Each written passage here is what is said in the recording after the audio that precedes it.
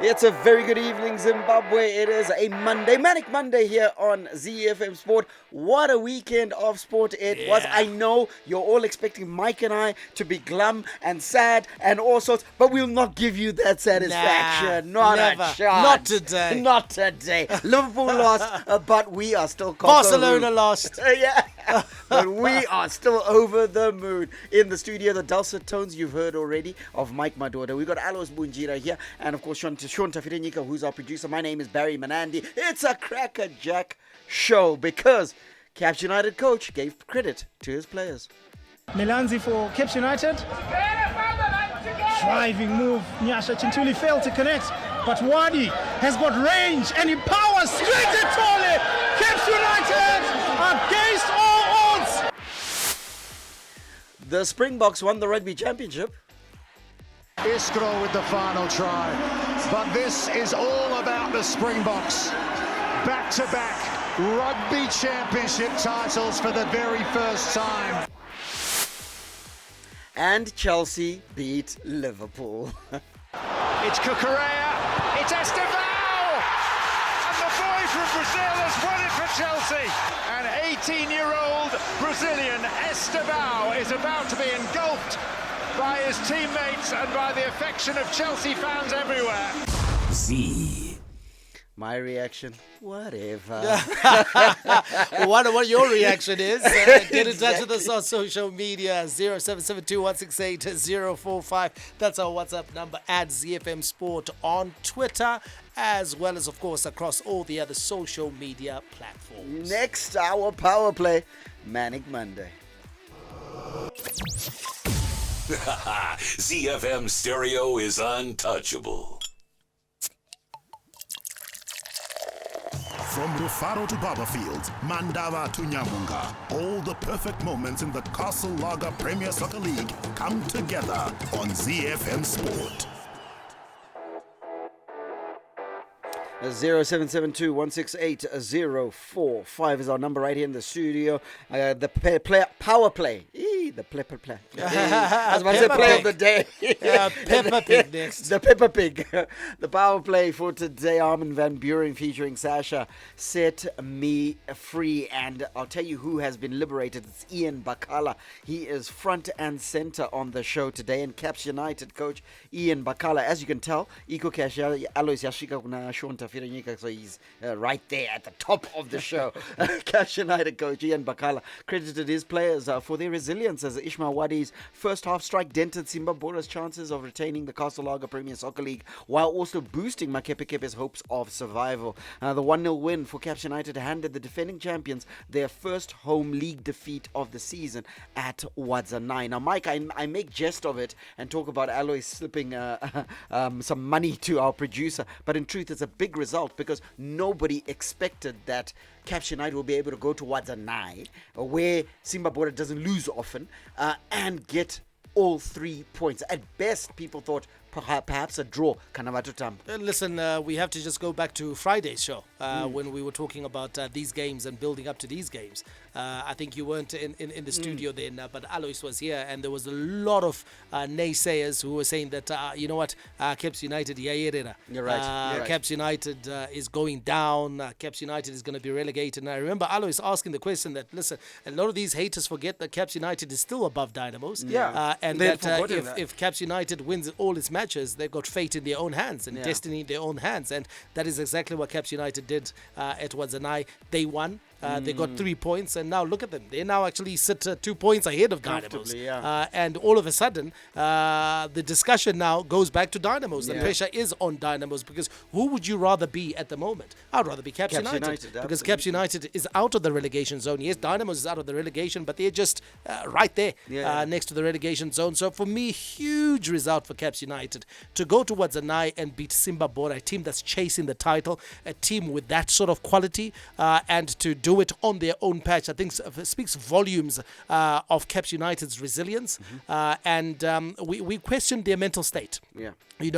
Whether they'll be able to pick themselves up immediately after the disappointment of a derby defeat. But hey, they've answered us emphatically. And of course, that goal by Wadi, you can't get a more emphatic goal than that to win a game. Absolutely. And some will say William Tole could have done better, the Simba Bhora goalkeeper. But in truth, you'll take what you can get. And Ishmael Wadi put himself in a position where he could have got the goal, because if you don't buy the ticket, you don't win the lottery. Yeah. He certainly shot from outside the box and managed to get the ball past William Tole, which slipped past him. The net effect is that Caps United are safe. However, the quality of game, the quality of play by Caps United cannot be ignored. It was actually a very good football match for both sides, with Caps United emerging the winner. Yeah, like you say, that if you don't shoot, you don't score. Yeah. Players need to get used to that. It's not like you have to hit a bullet all the time for you to score. Sometimes there is a deflection. You take a shot, there's a deflection, and the goalkeeper is side-footed, and you score. Or maybe the keeper slips. Yes. And you score. Maybe the keeper fumbles and you score. Like in this case. Like in this case. So that's what you need. The boys need to be told, as long as you don't shoot, you've got no chance to score. Yeah. So well done to Ishmael, but I agree with you. I thought the standard of play was good. We saw good football, good crowd as well, and it was actually fitting for Caps United. They showed resilience. They showed that they had the mental strength to actually go out to Azanai and fight after the derby defeat. And everybody at Caps United is happy. Is happy that when you look at the log, you can breathe. There's this sigh of relief. There's this relief that you see when you look at the log. We're like, okay, no, now we've got so many teams are below us, and it's definitely in Caps United hands. Yeah. They know that survival is in their hands, and when you look at their run in as well, it's not that tough when you compare with the other clubs. I think there's Moz, Manika Diamonds, Chicken Inn, and Kwekwe. Yeah. And Kwekwe is the very last game. When you get into the dumps, when you badly need a win, and everybody says this is a do or die match, and you have got Kwekwe, who have already been relegated. That's actually a pleasure. What a pleasure. Mike, the famous poet, once said, Which one? I'll tell you which one. She said, breathe again. Her name is Tony Braxton. And Caps United certainly can. Yeah, breathing, one man who can't. Yeah. Joe Lupata. Yeah. I remarked off air that Joe Lupata has had a major job coming off that Champions League exit. Not because he exited the Champions League and that was damaging, yes, but because of the manner in which he exited the Champions League, last minute goal and then losing on penalties. The mental state of his players was a challenge for him. It doesn't look like he was able to pick them up off the floor. No, he wasn't able to pick them up off the floor. But what I'll say in his defense is that I don't think it's the right time to write Lupatla and Simba Bhora off. Agreed. 5 games left to play, 15 points to play for. And I believe that there will be a few more twists and turns before the end of the season. Remember, if they win the game in hand, I think they'll be just within a point of Scotland. So they can't give up now.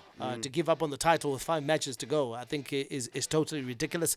This is a setback. Make no mistake about it. This is the sort of game that even a point would have been a bad result, just in the context of where the league season is, because they have to win to stay ahead of Scotland, and they failed to do that. But now they've got to chase. They've got to put the pressure on Scotland, just like Scotland put the pressure on them. How do you put pressure? You've got to win games now. So they've got to win their games. I think to win the title, Simba Bhora has got to go perfect. From now until the end of the season. 5 out of 5. They've got to win all the games that they have left, and they've got to look for other teams to do them a favor. And the one team that could do them a favor is Moors, because Moors will take on Scotland in what is a grudge match. It is. And that game, I think of all the sides that I see in the league, the side that has perhaps the best balance to upset Scotland and plays good attacking football is Moors. And Moors is sitting in 3rd position. All right, now in a high-octane drama at Rufaro Stadium, 10-man Ngezi Platinum Stars managed to hold Dynamos to a gritty 1-1 draw. The emotions of the matchup reached a boiling point as Ngezi Platinum Stars coach Tekshio Chiragwi was shown a red card following an unsavory sideline scene that involved a heated altercation with one of his own players, McDonald Makue. Tekshua Chiragwe seemed to cut a very frustrated figure, even before, ahead of the red card, being shown the red card. And then after that, then... Terrible match officiating, guys. He was always going to be a frustrated figure. Let's call a spade a spade.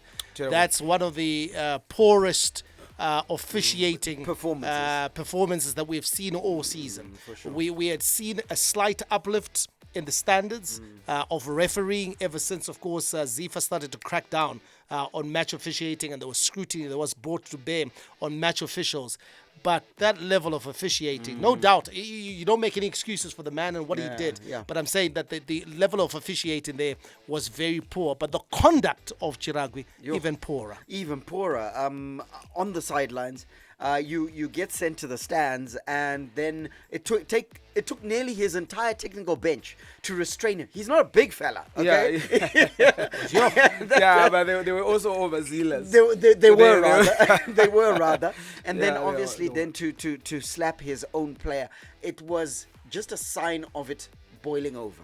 I think at that moment it was boiling over. I don't think he even knew what he was doing. Yeah, I don't. I don't think he knew what he was doing. It was such the red a reflex. mist was just so dark. It was such a reflex action, and there was just darkness in front of him. And I think even now, even if you ask him now, he doesn't even know what happened. But it did happen. It was him who did that, and it's reprehensible. I think that was actually a very low. He's somebody that I respect so much, and he's my young man. And I was surprised to see that happening. But like Mike said, I think frustration got the better of him, and it was frustrating throughout. The officiating, like you said, and that goal as well. I didn't even understand what was happening between the linesman and the referee. And the referee, it's very difficult to understand what happened. Crazy. It was crazy, and I think emotionally he was not balanced.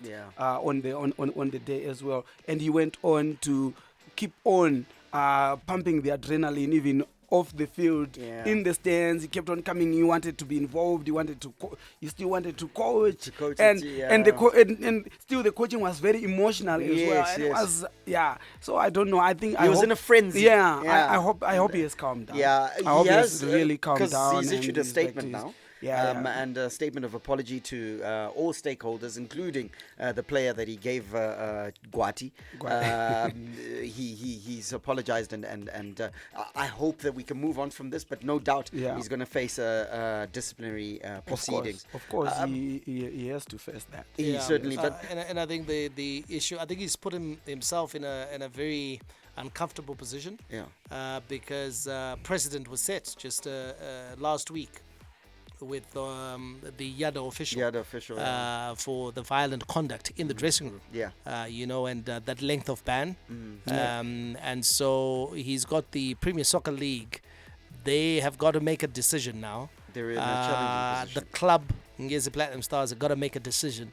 And also because he was an employee of the Football Association, ZiFM have got to make a decision. So there are three decisions that Tekshua Chiragwe has got to wait for. So this is going to be a very uncomfortable period for him. Kudos to the man for apologizing to the player and for issuing a statement. I thought it was, quite a measured statement. And his club acted in mitigation to him. The club has also gone and issued a statement as well. So, but he's on very thin ice. As far as his career is concerned, over the next 2 or 3 months, I think there's a lot that could happen in the next 2 or 3 months. You wish him the best because he's a good guy, but what he did there, I think was just totally deplorable. You've got also Faz. They've come out, obviously, condemned the actions of Tekshua Chiragwe very strongly, and rightfully so, because the issues of safeguarding, the protection of players, in a work environment and in any environment of any human being. They should be protected, and no one should have to be, or at least subjected to that. So I think the next 2-3 months are going to be very difficult for Tekshua Chiragwe. And if he can at least, for me, get out of this with his job still intact at Ngezi. Yeah. I think he'll have to That'll thank be a his, win, yeah. thank his. It'll be a win. Yeah, it'll be a win for him. Yeah, it'll certainly be a win. Very briefly, Alois, though, the net effect of that draw is that Dynamos now has their noses above water. They are out of the relegation zone for the first time in ages, in a long time. albeit it's by goal difference, with a superior goal difference to Bikita Minerals, who are occupying the last relegation slot.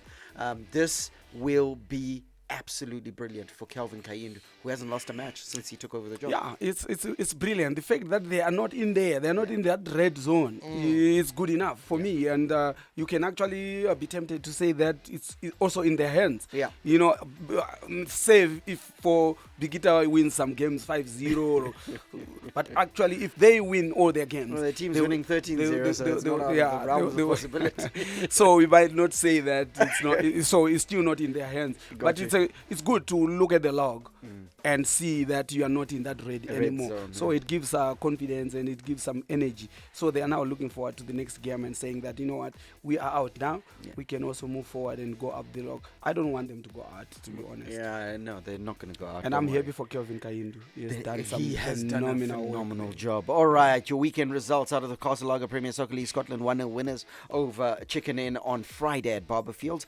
3-1 winners were Tel 1 over Quicker United at Ascot. Moors continue their winning streak, 1-0 over Green Fuel at Ngoni Stadium, while Manika Diamonds played out a goalless draw against Triangle at Sakuva. ZPC Kariba 2-0 victors over Bikita Minerals at Nyamunga, while at Mandava FC Platinum played out a 0-0 draw with Yada. The same result emerged out of Rufaro Stadium, where Herentals was hosting Highlanders in a fairly drab and dour affair. 0-0 it ended, meaning that Scotland are top of the table, 59 points. In second, Simba Bhora having played a game less on 55 points. Moors are in third on 55 points, and Ngezi Platinum Stars are in fourth on 51 points. The relegation places are occupied Bikita Minerals, Green Fuel, Yada and Kwekwe United. I listen